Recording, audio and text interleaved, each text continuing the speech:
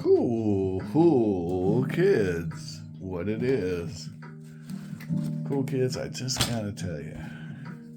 They don't make them like they used to. They just don't do it. But that's not necessarily a bad thing, and we're going to talk about why while we have a little fun and look at some more Bone 6 miniatures. Oh boy. Now this video is going to be pretty short, should be. Because I'm not going to cut these sprues open and make these minis yet. Now, if you guys really want to see that, by all means, let me know, and I'll be happy to do that.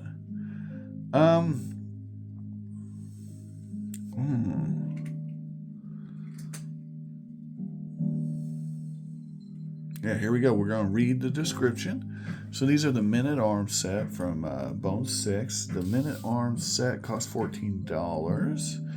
And what it was a customizable sort of, you get your base, torso and legs. They all look the same. And then you customize using the sprues of, it's kind of like what Mantic does with their games. It's a Mantic thing. But Reaper's doing it, and that's fine. It's a fine. I have actually several of those Mantic sets, like the Skeletons and the Lizardmen. They're good sets, man. I even got the Merfolk set. And, if you're wanting to do Tritons, it's a good set. If you're playing, like 5th edition D&D or something. Yeah. Yep, good times. All right, so here's what we got here. We got the Grim-Jawed Soldiers, Shield Bearers, and Sellswords. Whether you need a few to protect your camp, watch your back in the dungeon, or protect cargo en route to the market, the Sellsword is ready to trade their lives for glittering gold coin. A veteran band of men-at-arms, known as the Rusty Tankard, has arrived in Barrowgate and are staying at the Corbel and Pot. They specialize in dungeon crawls and are eager for work, so you can purchase these sellswords for your campaign. Now, I will tell you, I had a really fun campaign where we used mercenaries. And some of those mercenaries outlasted some of the party members, believe it or not. Yeah. We had and some of them would actually change classes. So we had one that started as a fighter and ended up being a priest. Because he joined the one of the PC's religions and became a priest. The PC was a paladin. So yeah. And that worked out well. Those two got along great. If you have a DM who can handle role-playing, these are fine. The key is you want to get the party hooked on them and then incorporate them into the story. So what I did was, the guy's name was Svin, and Svin had a bunch of children all over the continent, and because he was a bit of a ne'er-do-well in his younger days, and so he would encounter his children, and he was a middle-aged fellow, and later in life, he got into being a priest, and turned himself around and went and tried to make amends with all his kids.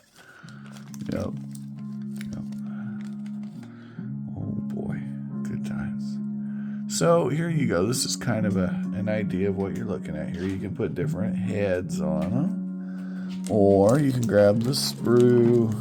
There's arms, and there's no keys. Just glue it on there. You might need to pin it. Just going to be honest with you.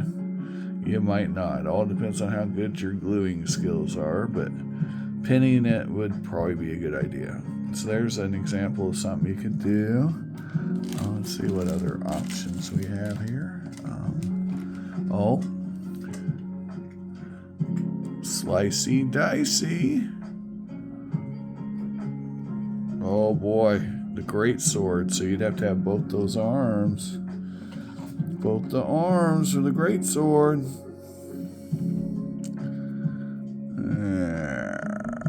Where's the other arm? Oh, there it is. I think that's it. There it is. I shall avenge thee. Ah, okay. And then you could put a different head on it, depending on, what kind of head you want it to have. Or you could follow the directions on the back.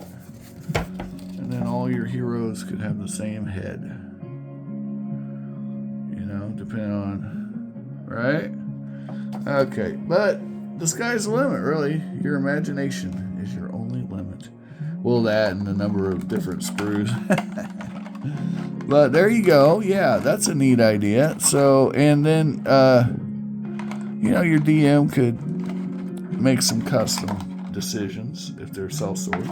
Or these could be PCs, obviously. They don't have to be, self-swords or anything, really. They can be whatever you want. Also, if you have, let's see how many heads we have here. We got 6, no extra heads. Sometimes I like sprues with extra. Reaper, I'm putting you on notice. If you're going to give us sprues, give us extras. What if we want 6 of the same head? I mean, how much more would it cost you to have a couple more sprues of heads in there? I'm just saying, if you really want to make it customizable, I should be able to make the same mini 6 times in any combination thereof. That's all. I want 6 of these little arms, right? Come on, it's just a little plastic, guys. You got it. You got me. You got me. Plus, I can take the extra pieces and put them on broken minis. Minis that have been jacked up, do some kit bashing, right? But let's talk about this. So how do we feel about this product? Well, it's interesting. It reminds me of a WizKids product that's already out there. But that product is very expensive. And for once, I'm going to say the price on this is actually better. And, it's nice.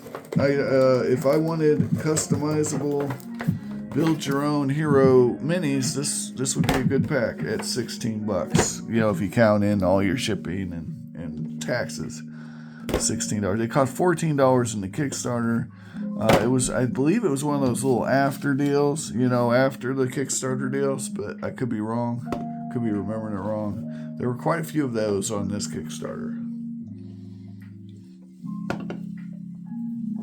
But yeah, a little work, a little glue, and a lot of love, and maybe some pins and drilling. You could definitely have a really cool looking miniature. How practical is it? Well, it didn't look too hard. How useful is it? Well, that depends on you as a DM or your players. I would say there'd be more utility if we had more sprues. That's the only thing I'd say. More weapons.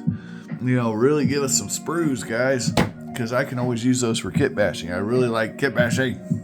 That's one of the things I really, I think we lose out on with the pre-assembled minis is you don't get the joy of clipping and filing and then taking all the extra pieces, right, and making, odd stuff, like say this is pretty odd, right? Just kit bashing and making crazy stuff. Here, I'll show you another little kit bash deal here. I like this stuff. I like taking crazy stuff and just, this miniature here